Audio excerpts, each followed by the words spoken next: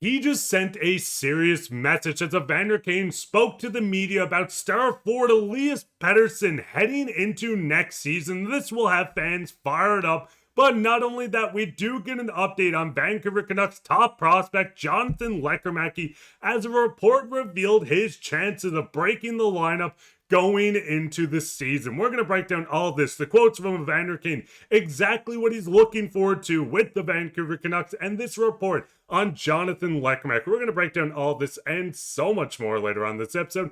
Before we get into that, if you're part of the 57.3% watching this and you haven't hit the sub button yet, make sure to go down and hit it. We'll keep update on everything to do around the Vancouver Canucks, from prospect recaps, game recaps, anything you can think of you can catch right here on Canucks Digest. But with that, let's just hop straight into this today, where we do know the Canucks are finally getting back on the ice. We've seen from Tyson Cole the full sheet of ice today for the Canucks in the summer skate. Now, before we get into the Evander Kane quotes on Pettersson, I do want to go in on this report on Jonathan Lekkeriamki, as we can see on the blue team with the summer skate. Now, Thomas Drance went in on the Athletics. This full thing will be linked down below as well. The sense I got going into training camp, however, is that Jonathan Lekkeriamki will face an uphill climb to earn a roster spot to begin the season. There seems to be belief that Lekkeriamki might benefit from NHL seasoning and that we may still require some physical developments. Now, I do agree with a lot of this. We know this Canucks roster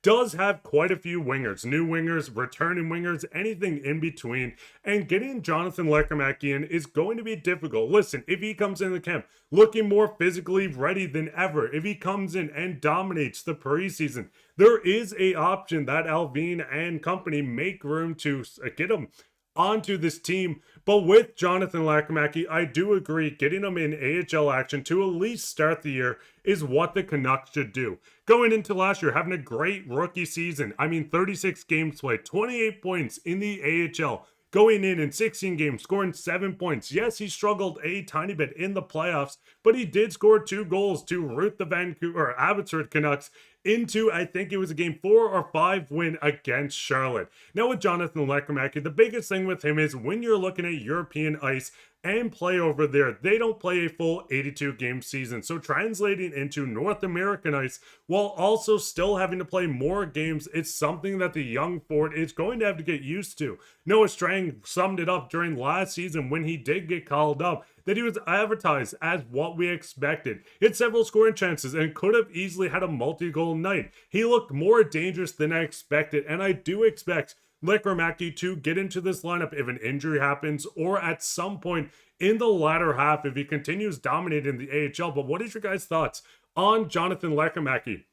Where would you like to see him in this lineup? Would you like to see him get some help or hop into the middle six to start the season at the end of the year? Or would you rather him, like Thomas Drance said, develop a more physical side to his game before coming up? Let us know down in the comments. But with that, let's just get straight into what everyone was expecting and wanting to hear in this video, and this is Evander Kane. Now, Evander Kane came over in a trade that a lot of people did not see him coming, but we do get some quotes. Now, we talked about PD in 2 separate quotes. You obviously want to play with the best players available as much as possible. I anticipate that's probably going to happen at some point. It will be about using the skill sets to our advantage, build as much chemistry and as much as possible. Now with this, we know the Canucks are going in on their revenge tour. We see Evander Kane sending a message to the rest of the team that they want to build chemistry, they want more success, they want as much success as possible.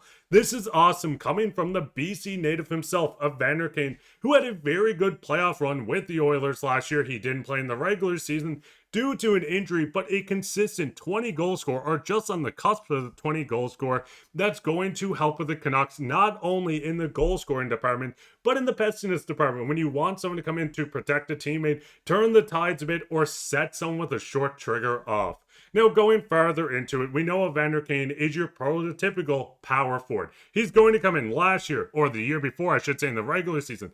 250 hits, 24 goals, 44 assists. This is exactly what you want coming from a player within your lineup. Now, the big thing is we do have another quote, but looking at this Canucks team, with him wanting to play with Elias Pettersson, it does get very interesting. We've seen Jake DeBrusk say a big reason he came to the Canucks was with the chance to play with Petey. Evander Kane is already speaking on wanting to play with Pettersson, build as much chemistry, and that it's probably going to happen at some point. So you have two players that are coming to the Canucks with wanting to play with Elias Pettersson as he's going into a revenge tour. Now, before we get into that final quote, just looking at the winger position on the left side, it does get very interesting. Niels Höglander is someone that has had some success with Elias Pettersson last season. Jake DeBrusk is another name that had played a tiny bit, but also a very good goal scorer to plot on his wing. That goes into Evander Kane, which might make the most sense at the end of the day. A physical guy that's going to get in front of the net and score you goals is the perfect example for Pettersson and Boeser to get the most out of this line without having to go out, be the grindy type player, or be too physical. And listen, you want them to be physical, but the big thing with the Canucks is there's so many options on this wing opening up, and training camp just around the corner is going to get very interesting. Now, the big thing is he continues on. Bit of a new look, slightly different attitude. Starts with him, and it's going to be on everyone to help him out and produce offensively. Now, once again, sending another clear message that, yes, Pettersson looks a bit different. His attitude's slightly different.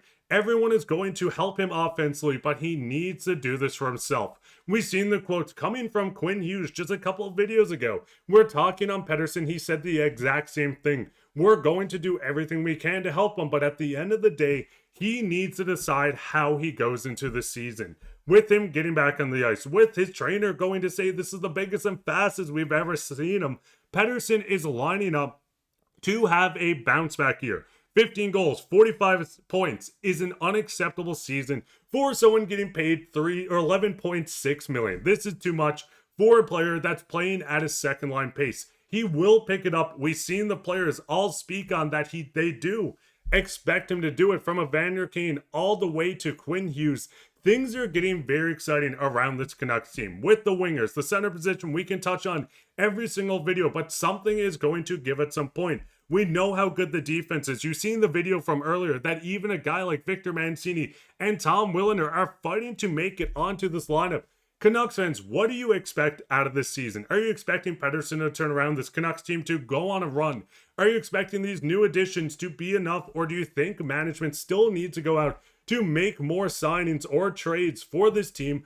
Let us know down in the comments. While you're down there, leave a like, subscribe, share this with your friends, and actually we'll go straight into the comment of the day today as well. Coming in from Jacob, I like the comment about Foot. His option was probably the most persuasive to management on giving Foot the head coaching position. And this was on the video of talking about Quinn Hughes talking on his future with the Canucks. Go check that video out as well. But I do completely agree. I think management is doing everything without going too far, giving Quinn every option to want to stay with this team. Go down and leave a comment down below. You could be featured on Comment of the Day. While you're down there, leave a like, subscribe, share this with your friends. We'll be back in another episode, so keep your eye out for that. But I've been your host, Mark Pye, and listen, right around the corner, we're going to get NHL hockey, so get excited for that. Let me know your favorite game you're looking forward to, or what game you're planning on going to. Let us know all that down below. But I've been your host, Mark Pye, and take care.